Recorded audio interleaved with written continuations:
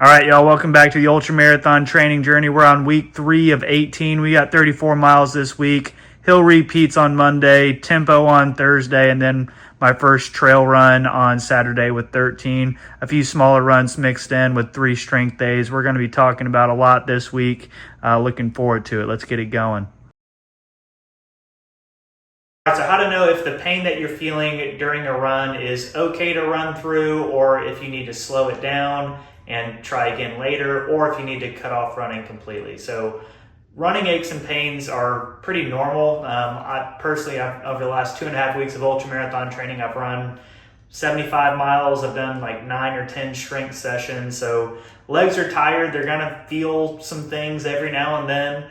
But most of the time, if you're feeling something during a run, usually it's okay to run through, as long as the pain does not get worse as you run. So if you're on a 6-mile run, you start to feel a little achy or something around like mile 2, let's say it's like a 2 out of 10 pain, and it stays at that 2 out of 10 the rest of the run, it's okay. It's something that you might want to treat afterwards, and I'm about to show you how I'm treating my left hip, because that's something that I felt recently this week, just starting to talk to me a little bit. And then the other rule is the 24-hour rule. So after the run, wait 24 hours and see how does that area of your body feel 24 hours later. So for example, if you run and your left hip starts to hurt, and then 24 hours later, the left hip is still hurting, or it's sharp, or something just doesn't feel right, that would tell you, okay, maybe it's time to take a little break. So those are the 2 ways to know if it's a good pain. If it is starting to get worse the longer that you run, I would definitely slow it down and start to walk it off for a little bit. Give it 3 to 5 minutes, and then you can try to run again. And if the pain comes right back, you're done. But if it just needed a little break and you can go on with the run without it increasing anymore, it's usually okay. That's something that might require a little bit more attention and maybe an extra day off if it was starting to get worse during the run. But usually that's okay. Certainly if the pain does not go away during the run, then if it gets worse and it doesn't go away, and it stays with you for the next 24 hours, that's something that certainly will need some treatment and probably some time off of impact.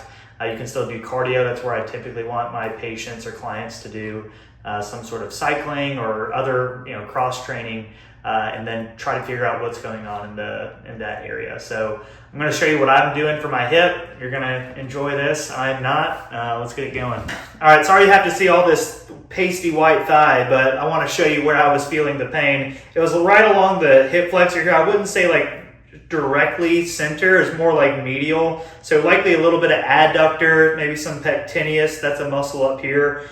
So just some soreness here, probably got a little overloaded because my right side has generally been weaker. So I think over time, the left side has just been picking up a little bit more slack. I'm still working on this side. So this is still working a little bit harder. So I'm going to do some needling through this area to help calm the system down, promote the healing process, and hopefully not feel it on my next run. So let's get it going.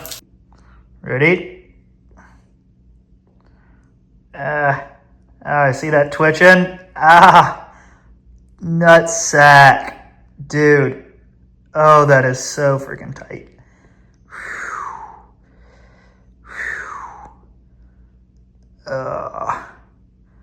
Get it down to the bone. Yep, touching the femur. Oh boy. And there she is. We're gonna hook him up with E-stem now. All right, so got the E-stem hooked up. Just using this device to pump it up. You're gonna see it twitch here in a second on the adductor. Should be like a gentle pulse.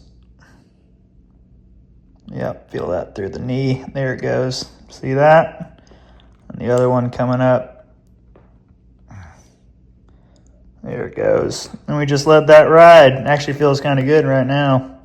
All right, I'm going to let the E-stem ride for about like 5 or 10 minutes. And then after that, I'm going to do a few mobility and strength exercises specific to what I think is going on, which is more of like an adductor hip flexor tendinopathy. So we're going to do a few things there. Biggest piece of advice with anything like this, aches and pains for runners, treat it right away. The sooner you treat it, the sooner it goes away. If you let it fester and linger and you ignore it, you run through it without ever treating it, that's when it can become more of a chronic issue or become one of those injuries that I'm talking about that will stop you from running, that gets worse the more that you run, that stays with you for 24 hours or more.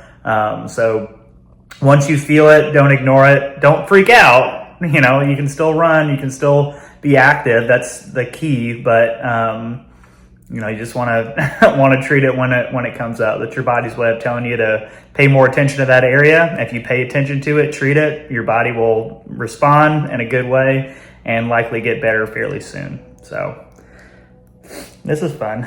All right, the needles are out, thank God. So now the real work starts. It's what I tell patients all the time, that the manual therapy that we do, the dry needling, the massage, foam rolling, all of those things that are passive where you're not moving or working, like those are short-term pain relieving modalities that are going to help these exercises feel better. So I'm going to show you what I do for anterior hip pain, specifically in runners. I'm going to just do two things. I think the shorter and sweeter, the better. You don't have to do 20 different things. I'm going to do some pelvic work and then some isometric work around the hip flexor and adductor. All right, first thing, I think one of the most underrated things that people can do for hip pain is working on their pelvic control. So one thing I'm going to start with is just some pelvic tilting. All right, so that's where I'm rolling my pelvis back. I should feel my low back hit the mat and feel pretty firm right there. My pelvis is rolled back. I feel the muscles around my pelvic floor tighten up. So this is really helping just set the pelvis in a better, stronger position, using those muscles to help support the muscles that are connected to it, like the hip flexor, like the adductors. And now what I'm going to do is add a little bit of challenge to that, maintain that pelvic tilt while I start to work the muscles a little bit. So I'm working the hip flexor, I'm working the hip extensors as I'm doing this while I'm maintaining that pelvic tilt. All right, so this is just really easy work, should not feel much of a strain here, but it's really, really good to start working on regulating that area a little bit. And after a few rounds of that, I'm going to start doing a isometric hold. So isometrics are fantastic for pain relief and maintaining strength during an injury. So for the hip flexor, this is a fantastic one to start with.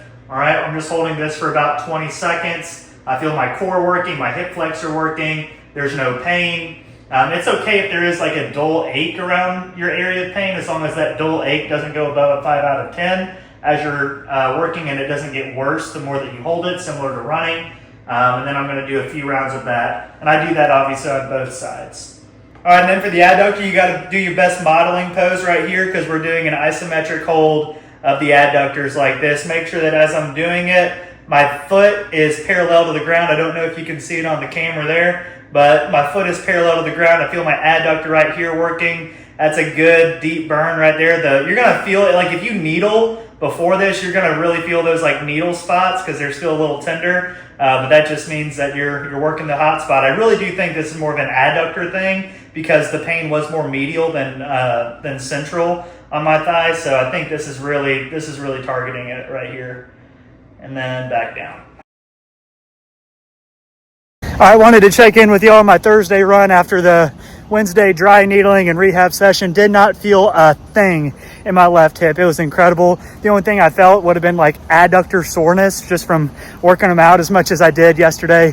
So I'm cool with that. I'm really happy with the results of that. Just goes to show if you treat something right away, your body will usually respond pretty quick. So looking good for Saturday's 13. All right, on today's mental health segment, I want to talk about how mental health is related to physical health. And as a physical therapist, it's something I deal with all the time, every single day, with my patients, talking not only about the pain that they're feeling or, issues that they're having with their body, but what's going on outside of physical therapy stuff, outside of the gym.